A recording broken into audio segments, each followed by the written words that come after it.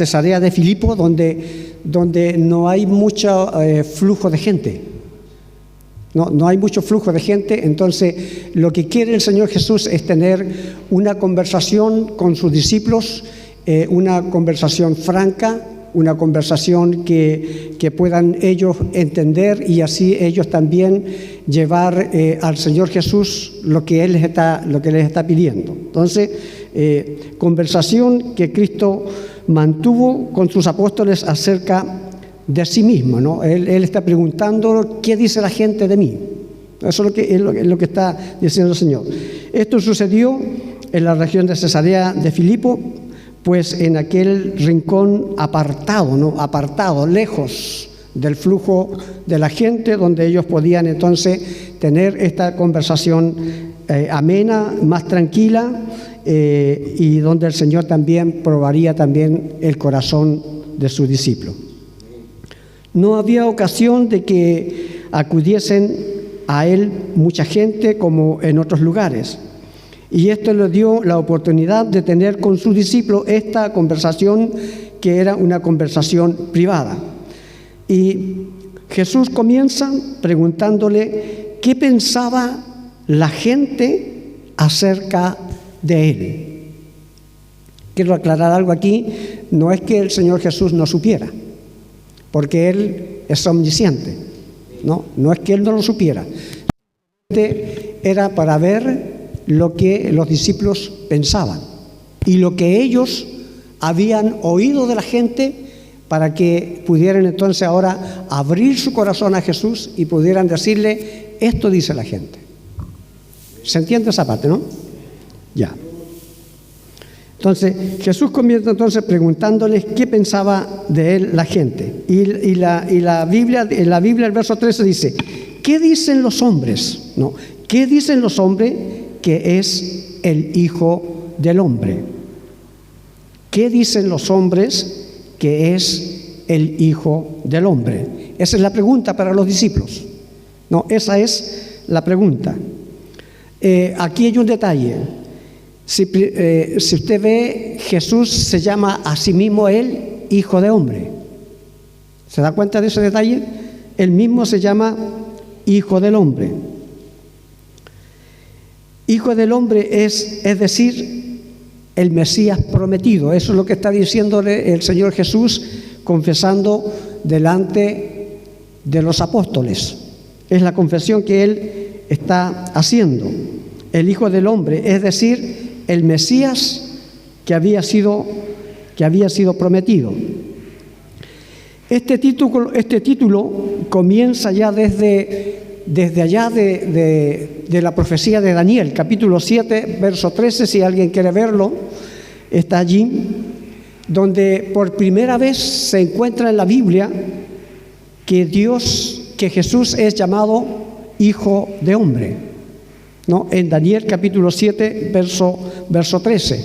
También lo encontramos, yo quería dar estos textos, pero me cortaron el cuello.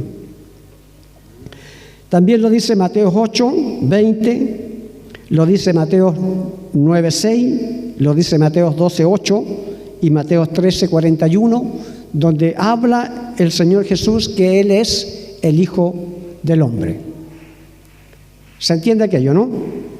Le doy los textos de nuevo. Mateo 8, 20, 9, 20, 12, 8, 13, 41. Eran los textos que yo quería que leyeran, pero ya no los vamos a leer. El Hijo del Hombre. Era pues un título glorioso. Era pues un título glorioso, aunque connotaba, aquí quiero yo que usted abra un poquito su mente, ¿no? Connotaba también el hecho de la encarnación. Vamos a ir aclarando ese punto, pero téngalo en mente, encarnación. Y toda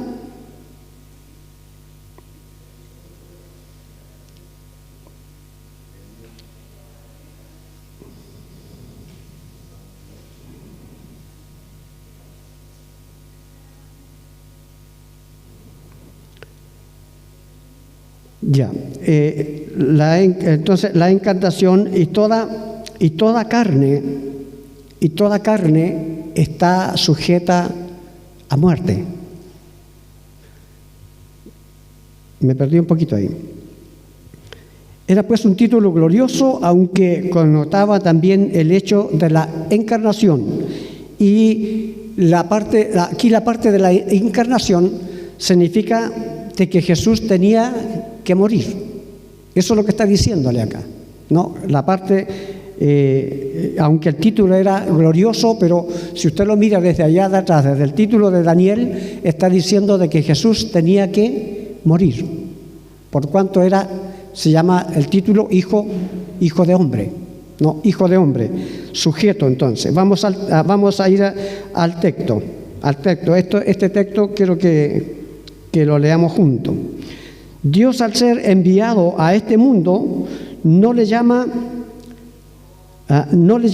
hijo, no, Pablo en este caso. Estoy perdido con este asunto. Por otra parte, cuando Pablo habla de la humillación del Hijo de Dios al ser enviado a este mundo, no le llama hijo de hombre, sino le llama nacido de mujer. Para eso vamos a ir a Gálatas capítulo 4, verso 4.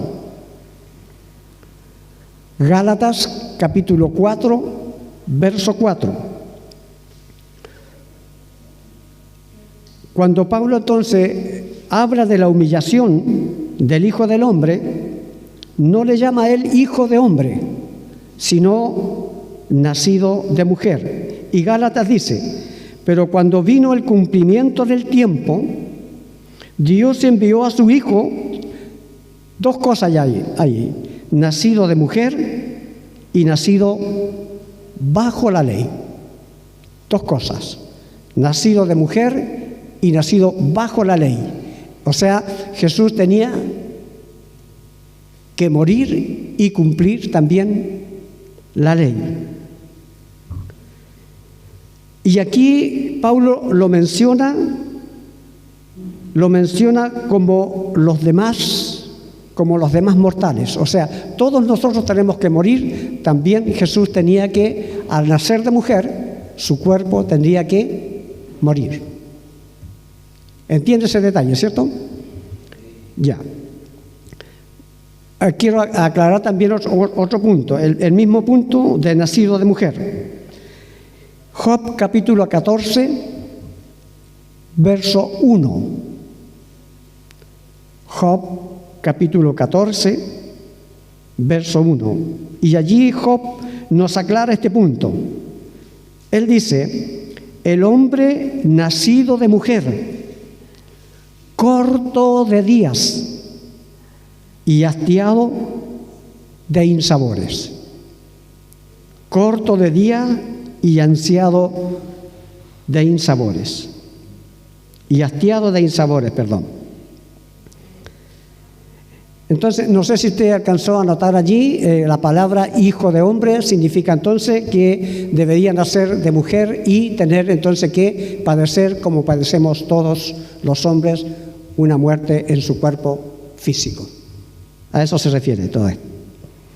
Ahora, lo que Jesús está investigando aquí es, él investiga cuáles son los sentimientos del pueblo acerca de él.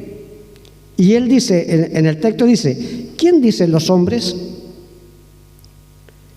¿Qué dicen los hombres?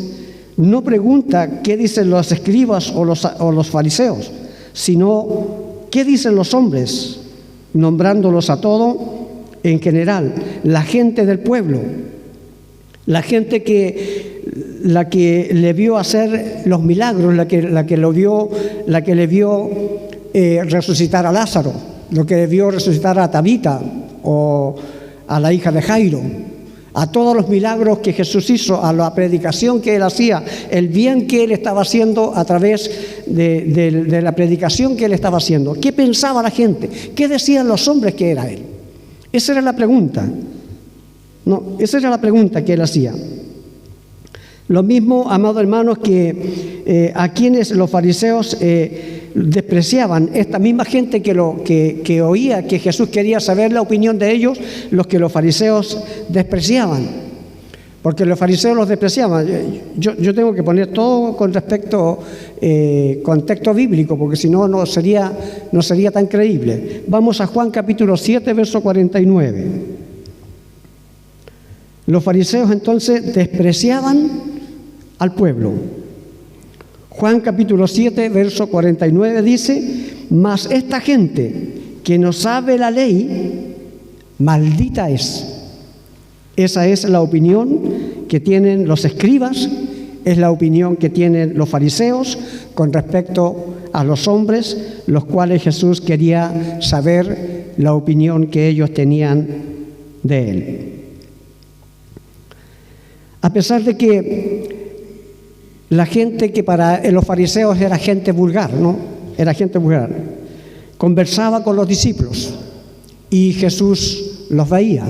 Jesús sabía que la gente le pedía la opinión a los discípulos y los mismos discípulos hablaban y conversaban con la gente con mayor facilidad que lo hacían con el mismo maestro. O sea, la gente quizás se soltaba más con los discípulos que con el maestro, ¿no? que con el mismo. Entonces, y por eso podía Jesús investigar mejor qué era lo que la gente decía de él.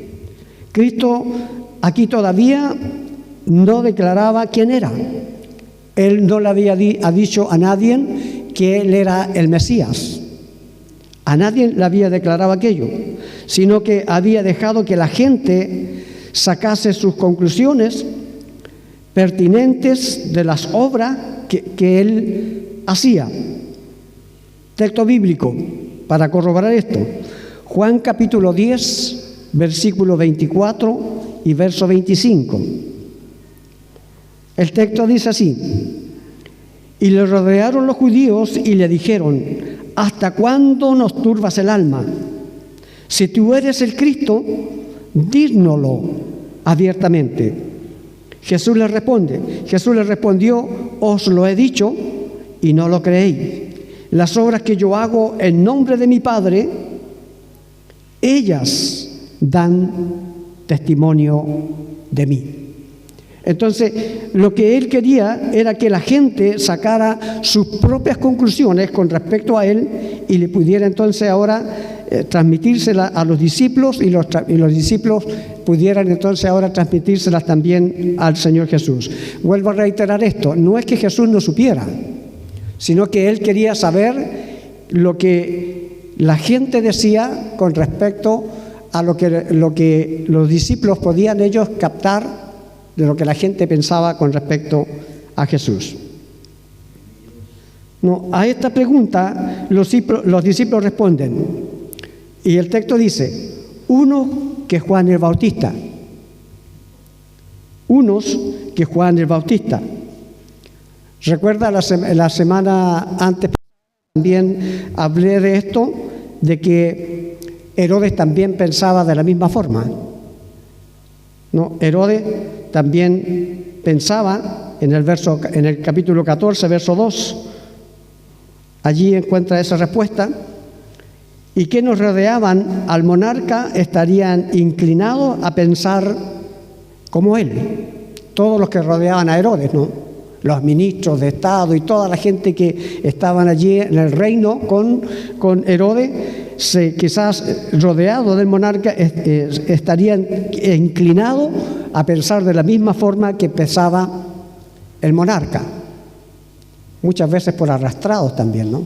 No por pensar por sí mismo, sino por chupamedias y todas esas cosas que el hombre hace cuando está frente a una autoridad y quieren hacerse los lindos, piensan igual que los demás, todos lo reciben igual.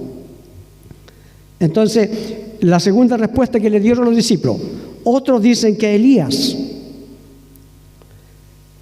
Quizás le dijeron, quizás la gente daba esta opinión con respecto a ellos porque interpretaban de esta manera la profecía de Malaquías, en Malaquías capítulo 4, verso 5.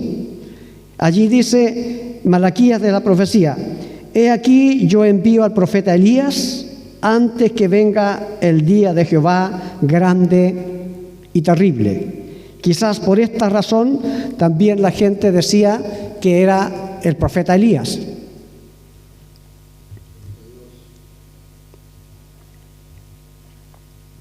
También Isaías nos corrobora esto mismo. Isaías 61, verso 2, la parte B. Y el día de venganza del Dios nuestro, y ahora viene lo que a nosotros nos interesa, que mandó a Jesús a consolar a todos los que están enlutados. La tercera respuesta, otros que era Jeremías o algún otro profeta. Esto demuestra qué idea tan alta tenían el pueblo de los profetas. Esto demuestra, al decir que quizás era Juan el Bautista o que era Elías o quizás Jeremías, demuestra entonces cuán alto concepto tenía el pueblo de aquellos profetas que ya habían pasado. Una, porque estaban profetizados que iba a llegar el momento de que Elías viniese, y Elías vino cuando estuvo Juan el Bautista, ¿no? Pero ellos lo seguían esperando. Pero la gente decían esto antes, decían esto antes de admitir que la persona que llevaba a cabo estas extraordinarias obras fuese Jesús de Nazaret, un israelita tal como eran ellos. Preferían decir, antes de decir el Mesías, preferían decir, no es el Mesías, sino alguno de los profetas. Pero no poder decir, este es el Mesías que nosotros estábamos esperando, porque esa era la respuesta que Jesús estaba esperando de ellos. No sé si usted ve, cuando Jesús pregunta, está preguntando, diciéndole, quizás alguno de ellos ya se dio cuenta que yo soy el Mesías. Entonces, pero ellos no quisieron decir, ellos en su mente, en su corazón, no quisieron decir que era el Mesías, sino que prefirieron decir, este es Juan el Bautista resucitado, o es el profeta Elías, o es el profeta Jeremías. Pero nunca dijeron ellos en su corazón, este es el Mesías que nosotros estábamos esperando. Sea bendito, hermanos, el nombre del Señor. Ahora le toca el turno a ellos, los discípulos. Él les pregunta ahora, al saber ya la opinión que dieron del pueblo, ahora les pregunta a ellos y les dice, ¿y vosotros qué pensáis que soy?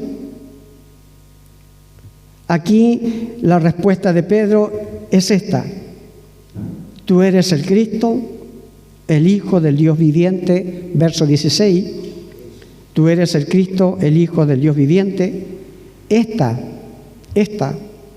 es la correcta conclusión a la que las palabras y las obras de Cristo conducían. Por lo tanto, esa era la respuesta que Jesús esperaba que la gente dijera, o que los discípulos dijeran que la gente pensaba de él, que él era realmente el Cristo, el quien estaban ellos esperando. La gente le llamaba profeta.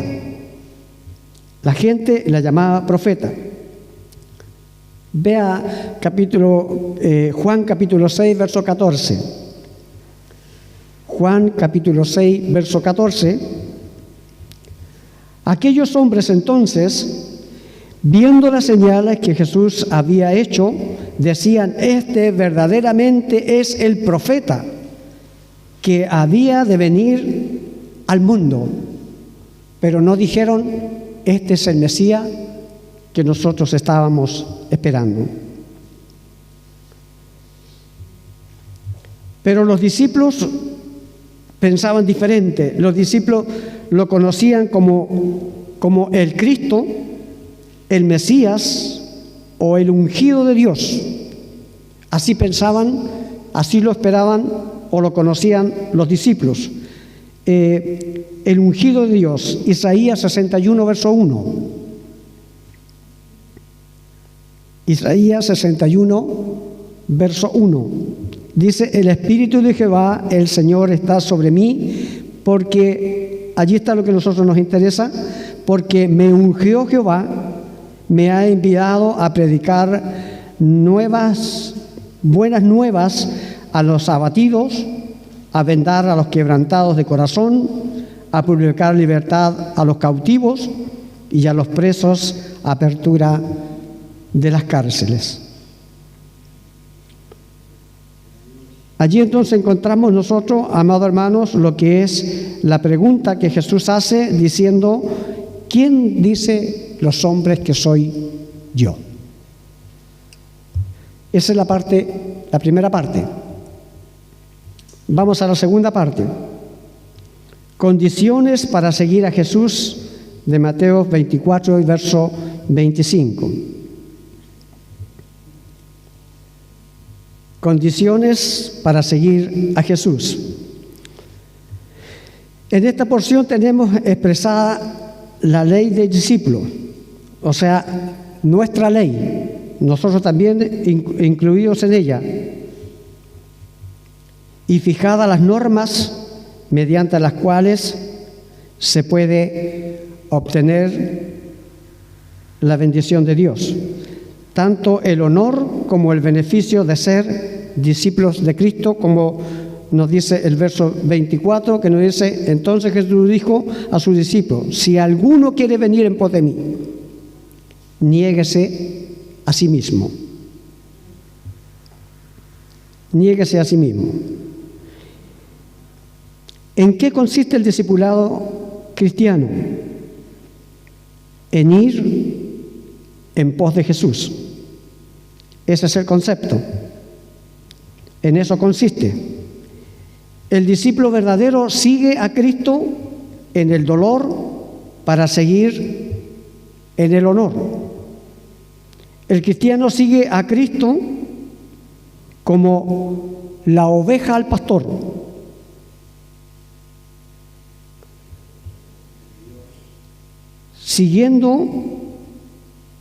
Siguiendo al Cordero por donde quiera. Apocalipsis capítulo 14, verso 4, parte B, dice: estos son los que siguen al Cordero por donde quiera que va. Estos fueron redimidos de entre los hombres como primicias para Dios y para el Cordero.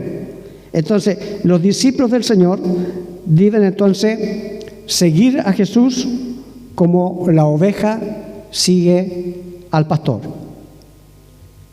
¿Cuáles son estos requisitos? Y que son necesarios para ser un buen discípulo de Cristo. Es una firme y deliberada resolución de seguir al Maestro. Tiene que haber esta resolución dentro de su corazón, dentro de su mente, dentro de su espíritu, de poder entonces resolver por sí solo seguir al Maestro. La Biblia dice: si alguno quiere venir en pos de mí. Cristo no quiere personas forzadas, sino voluntarios. El que quiera conocerle. Jesús le reprochaba a los fariseos.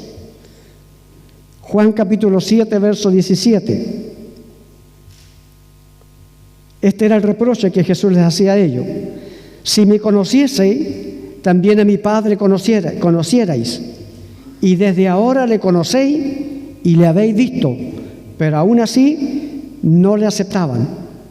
Lo que Jesús quiere es que se le conozca y sienta hambre y sed de Él. Apocalipsis 22, verso 17, parte B. Y el que tiene sed venga a mí, y el que quiera tome del agua de la vida gratuitamente. Pero tiene que desearle o desear tomar el agua, o recibir al Señor Jesús. El que quiera conocerle tiene que sentir ese deseo, así como cuando usted tiene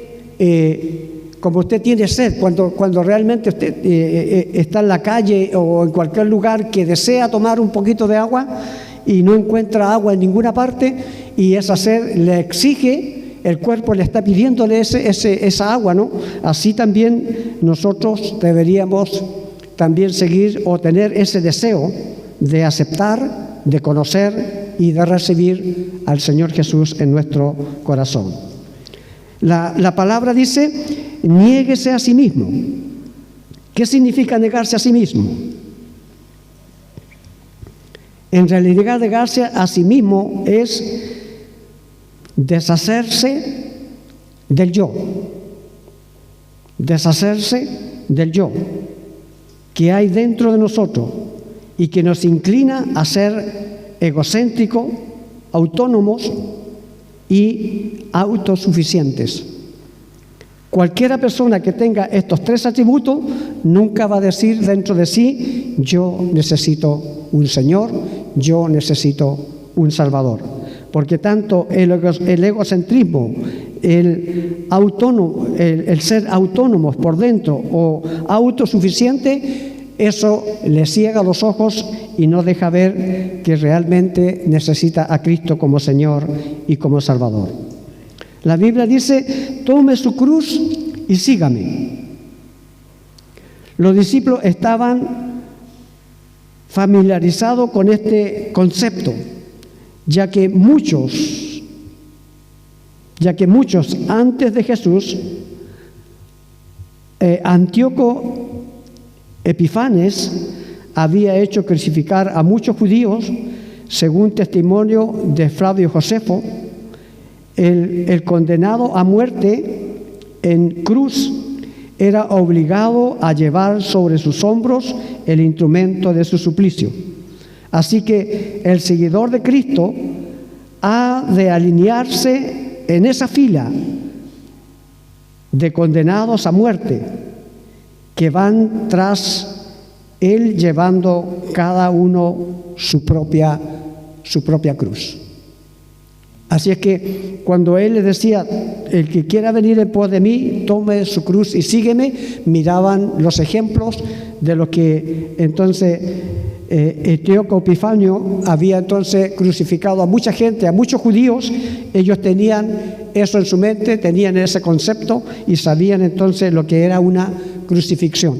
Así, de esta manera entonces Jesús les dice a ellos, el que quiera ir en pos de mí, tome su cruz y sígame, porque era pescar su propio instrumento donde lo iban a crucificar, ponerlo sobre sus hombros y caminar hasta el lugar donde iba a ser sacrificado en el mismo instrumento que él llevaba sobre sus hombros. Dios nos bendiga, amado hermano.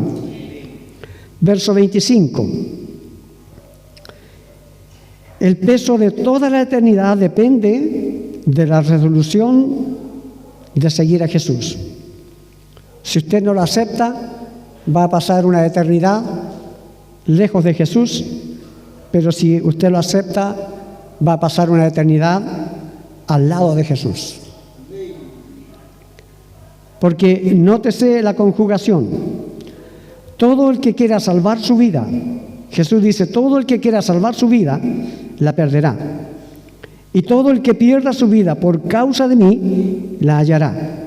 La palabra que hay en griego para vida es la misma que significa también alma. Y como en hebreo, también la persona misma, aquí como en el capítulo 10 del capítulo 10 de Mateo, verso 39, el que haya su vida, dice el verso 39, el que haya su vida, la perderá. Y el que la pierde, y el que pierde la vida por causa de mí, entonces la hallará. La palabra vida comporta dos sentidos contrapuestos en la existencia humana. La vida, primero, la vida temporal, cuya condición es efímera, dice la Biblia. Es puesta de relieve en la Biblia y significa flor de un día. Flor de un día. Job capítulo 14, verso 2. Job dice allí: sale como una flor y es cortada y huye como la sombra y no permanece. Por eso es efímera. Eso significa la palabra efímero, un día. Efímero significa un día. Le confirmo aquello. Job capítulo 9, verso 25, verso 26. Job capítulo 9, 25, 26. Dice el texto: mis días han sido más ligeros que un correo. Huyeron y no vieron el bien. Verso 26. Pasaron cual nave veloz, como el águila que se arroja sobre la presa. Así, eso significa la flor de un día. Que la vida es efímera, es un día, tal como lo dice Job, como el águila que se arroja sobre la presa.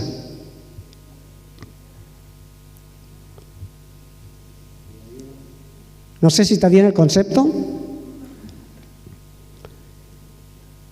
Le di el significado de lo que significa entonces la palabra efímera. No, la palabra efímera. Y que esto significa entonces un día. Así es el hombre desde que nace hasta que muere, solamente un día. Un día. Y pasa, como dice el texto, como el águila que se arroja sobre la presa. Usted ve un águila, cuando ve la presa desde lo alto, se arroja a una velocidad tan grande que se dice que el halcón peregrino puede desarrollar casi 300 kilómetros hasta llegar hasta la presa. Así que imagínense la velocidad que este ave puede atrapar su presa. No, así es la vida del hombre, así tan rápida. Dios nos bendiga, amado hermano. Esa es la segunda parte. Tercera parte, la transfiguración. Aquí yo quiero que usted también sea abierto de mente, que pueda imaginar bien, pensar bien, mirar bien lo que pude encontrar en la Biblia y lo que pude encontrar, amados hermanos, en donde busqué tanto en el diccionario bíblico como en las otras Biblias que tengo en la casa, para poder entonces recuperar todo lo que pude encontrar con respecto a la transfiguración. Aquí encontramos 4 episodios. 4 episodios se nos narran en este capítulo 17, pero solamente vamos a ver la transfiguración. Muestra, entonces, la primera es que muestra a Jesús en la gloria de su transfiguración, ese es el punto 1. Segundo, en la gracia de su poder. Tercero, en la humillación de su futuro sufrimiento. Cuarto, en la pobreza material de su condición mortal en esta vida. Esos son los 4 puntos que muestra el capítulo 17 del libro de Mateos, pero nosotros vamos a ver solamente la transfiguración. Lo primero que dice la Biblia aquí dice 6 días después, verso 1 del capítulo 17. 6 días. El tiempo entonces después de 6 días, desde la última conversación con sus discípulos. El lugar que el Señor ocupó, un monte alto. Cristo escogió un lugar alto, primero, como un lugar secreto, La Biblia dice, los llevó aparte. Los llevó aparte, ese es el texto. Escogió un lugar retirado para poder entonces transfigurarse, pues la publicidad del hecho no cuadraba con su estado presente. En cambio, escogió la capital para ser crucificado, porque era necesario de que todo el mundo, que todo Jerusalén pudiese ver entonces que Cristo fuera crucificado. Pero la transfiguración era algo secreto, que solamente sus discípulos la podían observar. Y no todos, solamente 3. Solo 3. Entonces, un lugar retirado de la transfiguración, ya donde fuera entonces crucificado. Segundo, los testigos. Tomó a Pedro, a Jacobo y a Juan su hermano. Tomó solamente 3 discípulos. Así como en la resurrección de la hija de Jairo, también tomó a estos mismos 3 discípulos. Y en la agonía del Getsemaní, estos 3 discípulos, como número muy apropiado para testificar de lo que iba a presenciar, de lo que iban ellos a presenciar, en este caso los discípulos. La forma en que se llevó a efecto, la Biblia dice, se transfiguró, o sea, se transformó. Como aquí quise poner este texto, porque la verdad las cosas no encontré otro, esa es la verdad. No encontré otro texto más que este. Yo no sé si lo puede buscar y lo leemos juntos.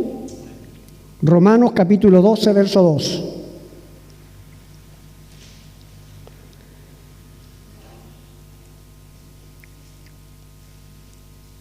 Romanos capítulo 12, verso 2.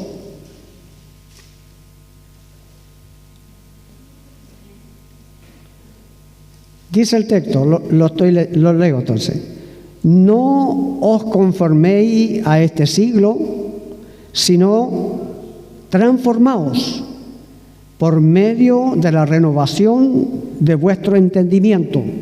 Allí nos habla del entendimiento, renovaos de la forma de la que nosotros pensamos, para que comprobéis cuál sea la buena voluntad de Dios, agradable y perfecta. Entonces, aquí nos está hablando, amados hermanos, de una transfiguración, la misma quizás transfiguración que Jesús hizo para mostrarle a sus discípulos. En esa transfiguración, también nosotros ahora en la vida espiritual, en la vida que nosotros estamos llevando después de conocer al Maestro, tiene que haber un cambio dentro de nuestras vidas. Tiene que haber una transfiguración. No puede quedar el hombre natural, sino ahora vivir una vida semejante a la vida de Jesús, transfigurado o transformado por dentro, transformado su espíritu, transformado sus pensamientos, su manera de pensar, su manera de ver, su manera de cuadrarse al Evangelio. No sé si lo dije bien. ¿Sí? No lo dije bien, ya. Pero se trata entonces aquí de la transfiguración, que es la buena voluntad de Dios, agradable entonces y perfecta. Se escoge el otro verbo, no el verbo que se le está dando aquí al Señor Jesús de la transfiguración espiritual que Él tuvo dentro, sino la transfiguración, el verbo de la transfiguración que nosotros debemos tomar después de que el Señor nos dio la salvación y puso su espíritu sobre nuestras vidas. Entonces, se escoge el otro verbo porque el concepto de la transfiguración suele implicar un proceso de aquí afuera, hacia adentro. De fuera hacia adentro. Eso es lo que nos sucede a nosotros. Ya, hacia adentro. mientras que la transfiguración fue un proceso de dentro hacia afuera, en el caso de Jesús. ¿Se entiende hasta ahí, no? De dentro hacia afuera. Y esto ante ellos, el verso 2, se transfiguró delante de ellos y resplandeció su rostro como el sol y sus vestidos se hicieron blancos como la luz. Entonces, la sustancia o realidad de su cuerpo permaneció la misma. Permaneció la misma. No se convirtió en espíritu. No se convirtió en espíritu, sino que el resplandor de la gloria que estaba como frenado en su interior, irrumpió al exterior, iluminando toda su figura y dio así una visión anticipada de su futuro y permanente gloria. Y esta transfiguración se notó porque los discípulos la vieron. Por eso que él dice, su rostro resplandeció como el sol. Y eso lo vieron los discípulos. Resplandeció como el sol y sus vestidos se hicieron blancos como la luz. Eso es lo que dice el verso 2. Los que lo acompañaron en su aparición gloriosa, verso 3, en esto se le aparecieron a los discípulos Moisés y Elías hablando con él. Junto a él aparecieron estos santos glorificados, a fin de que, así como habían 3 testigos en la tierra, hubiesen testigos celestiales. Vemos aquí que quienes han muerto en comunión con Dios no han perecido, como en el caso que nos muestra que vieron a Moisés y a Elías.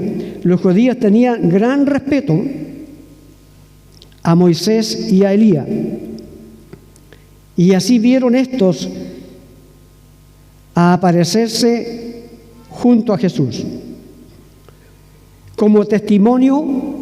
Ahora, Moisés viene como testimonio de la ley y Elías para dar testimonio como los profetas. Los discípulos vieron a Moisés y a Elías, les oyeron hablar, dice la Biblia, los oyeron hablar y les reconocieron. Lucas capítulo 9, verso 31. Lucas capítulo 9, verso 31. Los discípulos vieron a Moisés y a Elías, les oyeron hablar y les reconocieron. Lucas entonces capítulo 9, verso 31 dice, quienes aparecieron rodeados de gloria y hablaron de su partida, que iba Jesús a cumplir en Jerusalén. A eso vinieron ellos. Por eso se les apareció Moisés y Elías, para allá entonces dice la Biblia que ellos hablaron, y lo que hablaron entonces fue de que Jesús tenía que ya ir a la cruz del Calvario. ¿No? Eso es lo que ellos hablaron allí. Así se unía a la vista de los 3 discípulos la manifestación de su gloria con los padecimientos también de su muerte. Si nosotros miramos aquí, Jesús, entonces, Él está en la última fase, en la transfiguración, ya está en la última fase, donde entonces viene ahora Moisés y Elías para poder preparar a Jesús y decirle que ya era la hora de que Él entonces pudiese padecer e ir a Jerusalén y darse a conocer de que Él era entonces el Cristo y ser tomado preso allí, azotado, juzgado y luego entonces crucificado. Esta era entonces la conversación. No sé si aquí hay alguna pregunta. Yo prefiero preguntar aquí porque en lo que vimos ¿Algo no le quedó claro?